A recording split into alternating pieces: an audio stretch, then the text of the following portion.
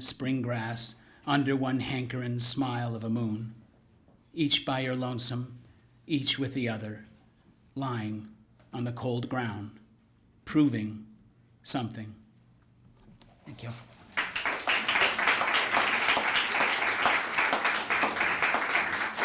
And our next reader is Hila Ratsavi.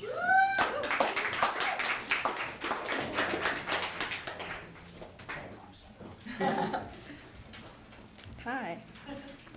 So I'm going to read 3 short poems from a new series that are about the Inuit goddess Sedna, who lives at the bottom of the Arctic Ocean.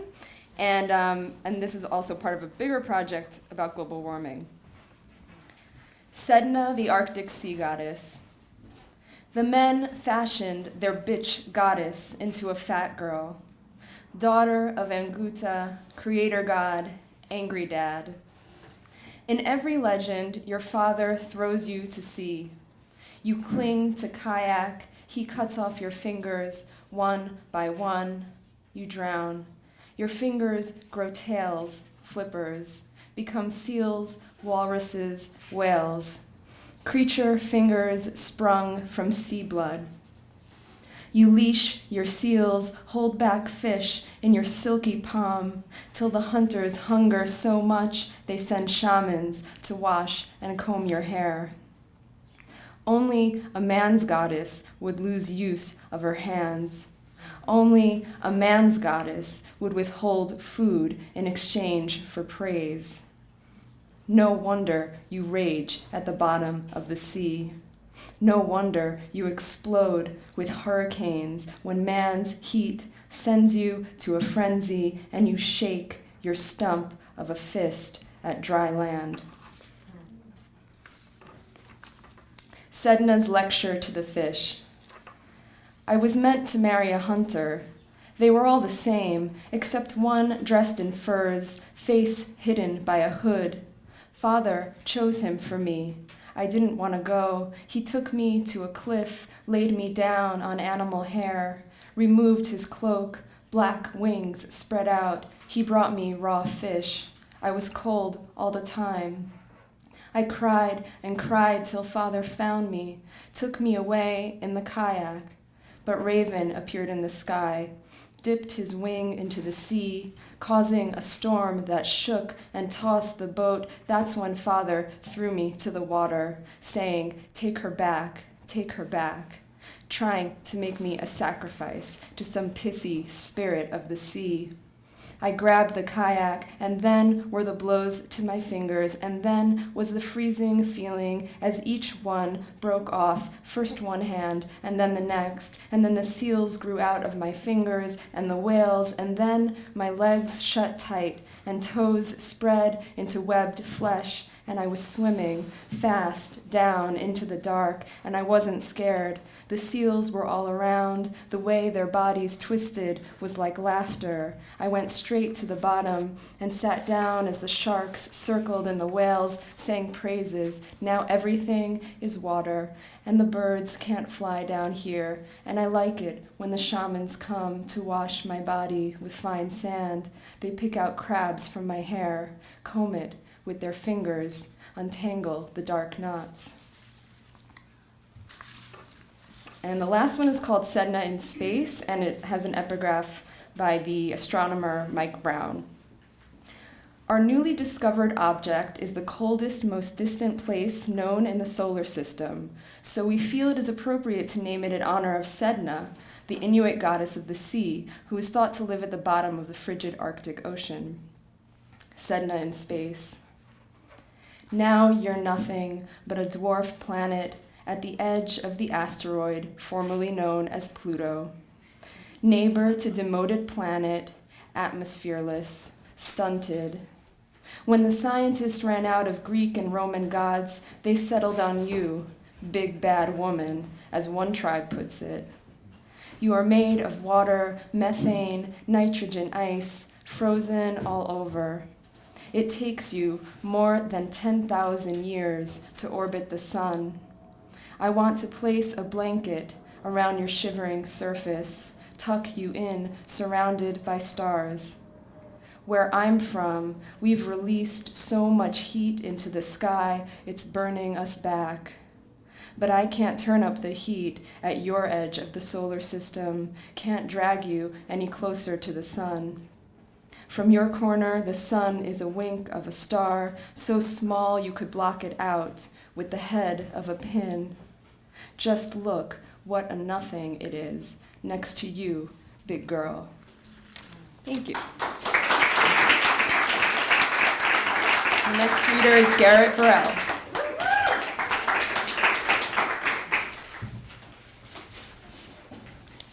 Those were so cool, Hila.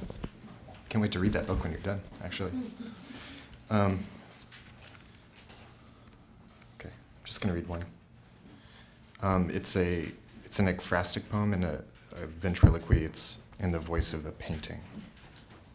And the painting is Adele Bloch-Bauer 1, the Klimt painting. My living neck, a clouded sky, would ruin those seamless bridal gowns, foreign to me in my world of shocked and beaten golds. Am I not such a peacock on the lawn, observed from the parlor, unaware, unconcerned in the luminous flux of morning, shawl of feathers, unprepared, exposed collarbone, you drooling, playing that same shit, oh my ravishment, little plague's aftermath, peering, the windowed moon, the quarantine room, without deliberation, meeting what's not here, not there, ingrown, concealed, magnified, flaw one hand steals into, the hushed reef of another, Lee the rest preserves. Chris Farrow next.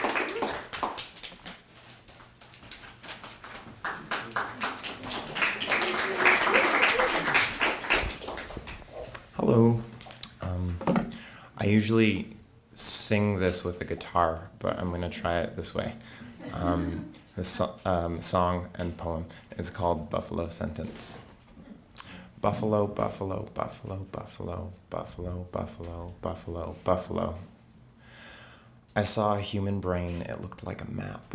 I heard a circulatory system, it sounded like the Rio Grande. It was a herd of 8 buffaloes standing in a row. That sentence they heard closer each time Dinah's whistle blow. And where are we going? We got spare time, a little money, we got this city. Where are we going? The kids say, let's go to the museum.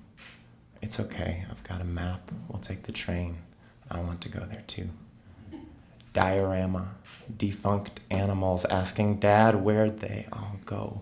60 million, U.S. grant, blue-eyed Cody, Mr. Death. I want to know, where do 60 million buffalo just go?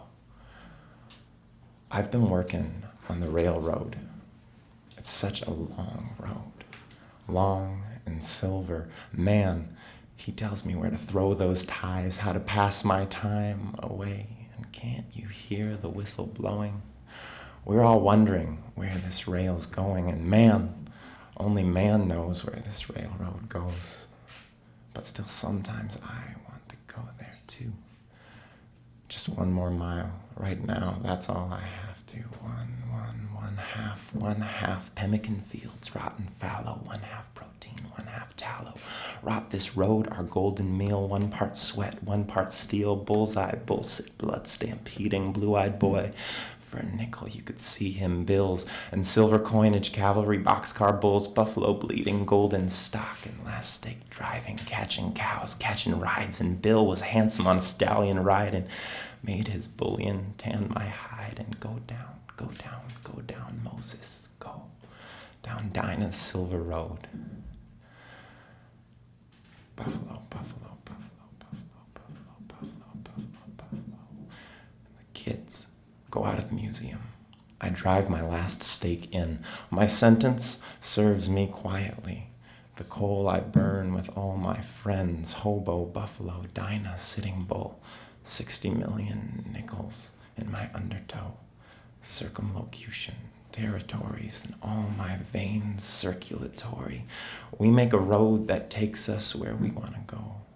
All aboard, conductor, but I just want to know, where do 60 million buffalo just go? I want to go there too. Thank you. I just released an album. Most of my poetry is happening in music, and the album is called Buffalo, Buffalo, Buffalo, Buffalo, Buffalo, Buffalo, Buffalo, Buffalo. If you're interested about it, come talk to me. And I think Megan's next. Okay, Megan Plunkett, ladies and gentlemen. My classmate from times ago.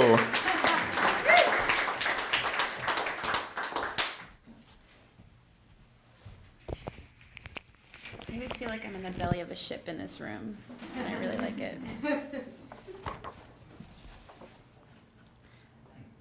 I have survived too many times. The car accident, the taxi, the horse's slip in the mud, his entire weight on top of me, the bottle of vodka, the undertow, the brief sleep at the wheel, all those asthma attacks. I can believe each of these victories except for one. Years ago, jumping out a 5-story window to the slanted shingles of an adjacent roof. I remember seeing the sky most of all, and sometimes my hands.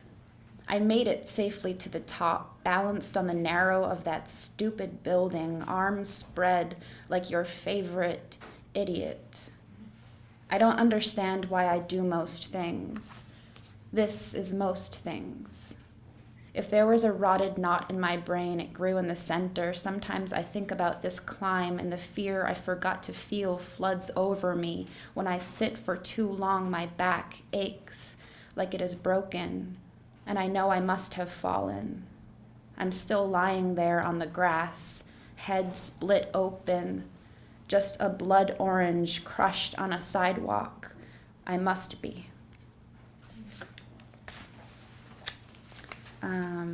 I have one more. Thank you so much for putting this together. I really like being here again, having an excuse to come back. Okay, I'm gonna see if I can remember this. It's called Delta. When they first married, my mother moved into his house. My father laughs about the girl she was, wrenched from the city. He likes to recall her first mistakes. High heels in the horse barn, press-on nails while learning to splice rope, hairspray by a wood stove, the refusal to gut a fish. I don't remember these tiny failures, only my mother chasing possums from our porch steps with trash can lids, digging oysters from the shoreline and eating them raw, hiding all the love letters other women would send my father like she was born to do it. The next reader is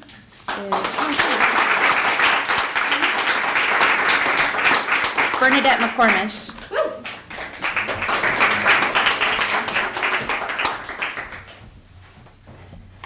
Thank you, the organizers, and I always feel like I'm coming home when I walk in here, so thank you so much for having me back. I have 2 poems. Small Possessions. To bring you back, I made potions with bits of bone, dug from your ashes, kept like sand in a vial from beach vacations. You dove through my spine, spirit palms pressed in prayer, pointed, flesh split like water for your soul. Possessed, my shadow doubled on sidewalks, and you wore my skeleton like flannel, took the wheel when I drove familiar roads, turned the radio up too loud, and forgot you were dead.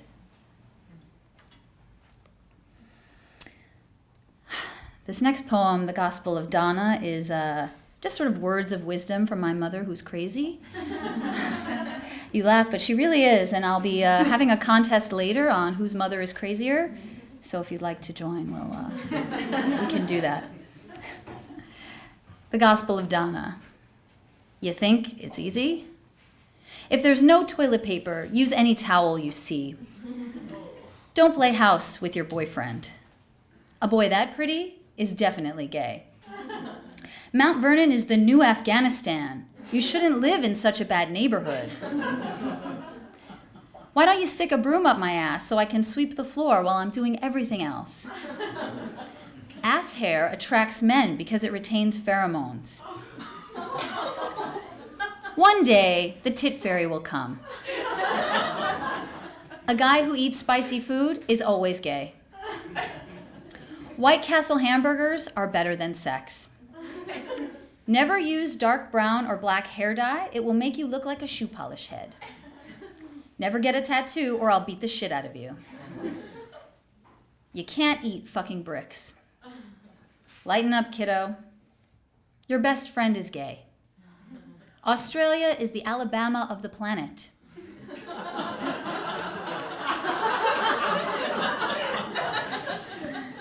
Lots of vegetarians eat chicken. Vicodin is like aspirin. Never get on a checkout line if a man is running the register. Don't get pregnant or I'll throw you down the stairs. Your best friend died because he was gay. Thank you so much.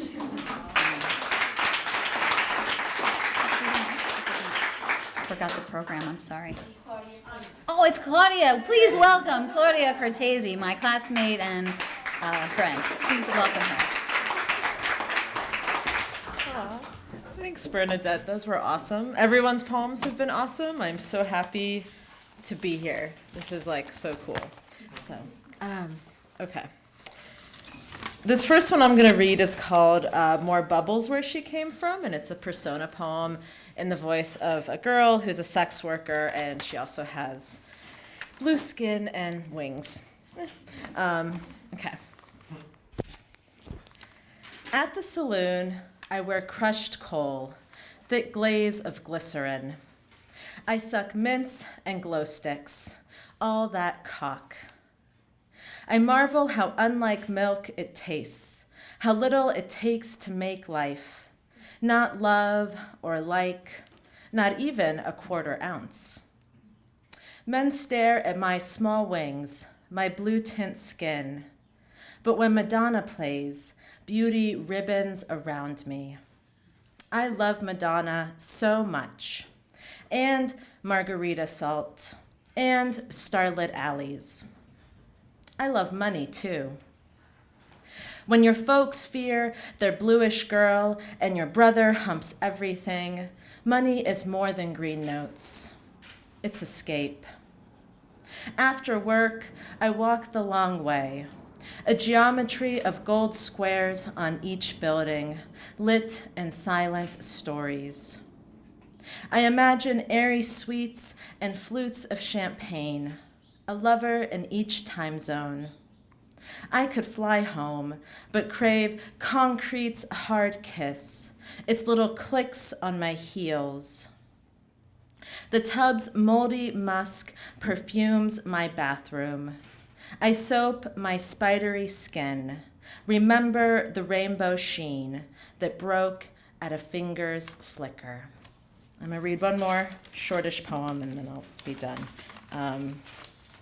I brought a stack up here because you never know what you're gonna be in the mood to read or the kind of stuff other people are reading. So, okay, this is my last one. It's called If Doctors Say You'll Die Soon, Go to the Carnival. And it's a series of instructions on what to do when you get there.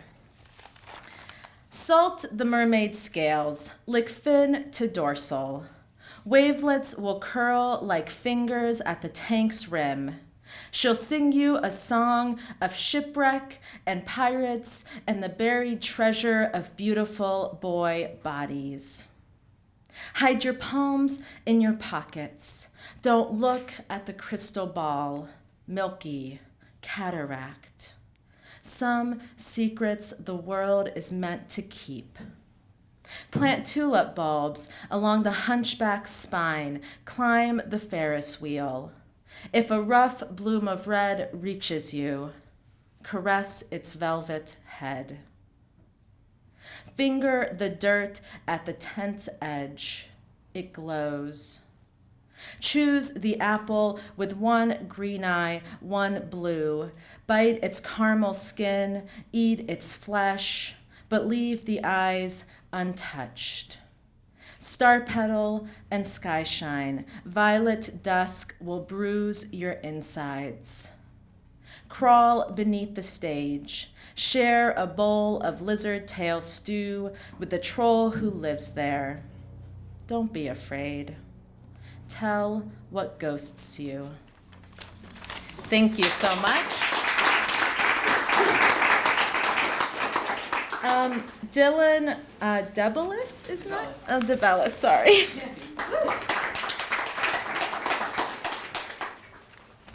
Thank you guys so much for doing this. I graduated this past May, and it feels really, really good to be back and reading some poetry. I go to Union Theological Seminary, and Cornell West is a teacher there, and I was invited to open a panel for him this coming Thursday, and I've had a panic attack for a while, and then I wrote this poem, and you guys are kind of my practice audience, so thank you for being here. Out of the frailty of the human voice, stars crashing down. Out of the choice to stay hidden inside the temple under siege, stars crashing down. Out of the wait for the tremble of the boulder from the mouth of the cave in the sky, stars crashing down. Out of the burning flesh of the hard-gasping monk stripped naked in the streets of Tibet, stars came crashing down. Out of the sound of a woman in labor strapped to the backroom stretcher at Bedford Hills Prison, stars crashing down. Out of that stillness, and out of that silence, and out of that barren, and out of that dead, stars crashed down, and then there was absolutely nothing. And then there was a sapling, and then there was a hope, and then there was a promise, and then there was a prayer, and then there was a ghost, holy and peaceful, healing and filling those pores that surged forth, desperate and bloody. And then there was a God, overwhelming and steady, against a horizon suddenly bursting again with new stars. Out of the frailty of the human voice, forever and always, resurrection, transformation, and a radical, unquenchable love. Thank you, guys. Up next, we have Victoria Lynn McCoy.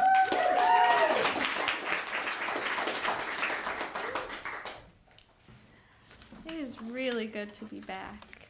And thank you guys so much for setting this up. Regeneration. I gnaw my limbs off, one by one. I am scared and unstoppable. The wet pavement smells of salt and creature, no matter how far I am from a body of water. At Seaside Elementary, the rain came as an invitation. Hundreds of earthworms would swarm the gutters, squirm under the nails of boys, reckless with curiosity. And isn't this how we learn to love? By seeing how close we can get to destruction. If you slice a planarian in two, each half will bloom into a separate new body. The only pieces of shark with this ability are the teeth. Maybe that's why I bite hard enough for the marks to live in a man until morning. I want to lose a part of me in the gamble of his skin. I want to give the only thing I can also keep. The starfish can't stop giving its arms to the sea, can't stop making itself new again. I want to swathe myself in the limbs of the man I came too close to leaving. Sometimes an arm sprouts from the crater of a lonely shoulder. Others, an entire animal grows from the arm alone to return the body it's missing. Thank you. reader is Rebecca Sankey.